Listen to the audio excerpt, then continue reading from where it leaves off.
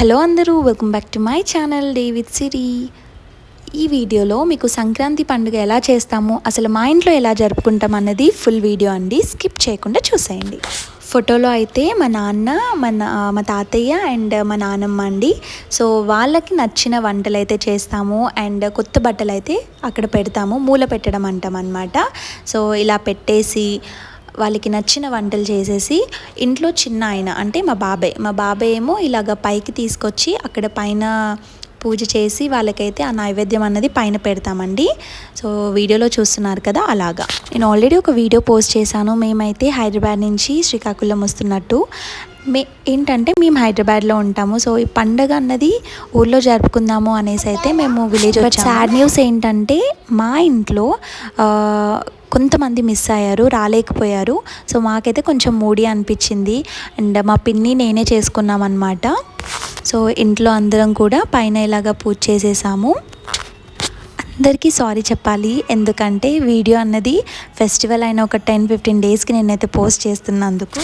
Actually village నుంచి వచ్చాక నాకైతే అస్సలు బాగోలేదు, నేను చాలా సిక్ అయిపోయానండి. అందుకే వీడియో అన్నది లేట్గా పోస్ట్ చేస్తున్నాను. పైన పూజ అంతా అయిపోయాక మేమైతే తాంబూలం ఇస్తామన్నమాట.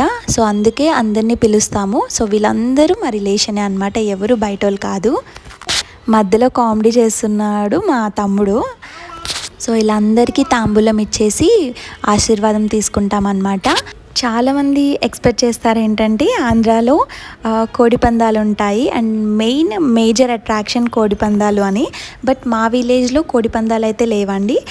మా ఊళ్ళో సంక్రాంతి సంబరాలు అనేసి 3 days క్యాంప్ అయితే జరిగింది. సో ఇలా అయితే డ్యాన్స్ పర్ఫార్మెన్సెస్ అన్నీ జరిగాయి. ఇక్కడ డ్యాన్స్ చేస్తుంది అయితే మా సిస్టర్స్ అండి.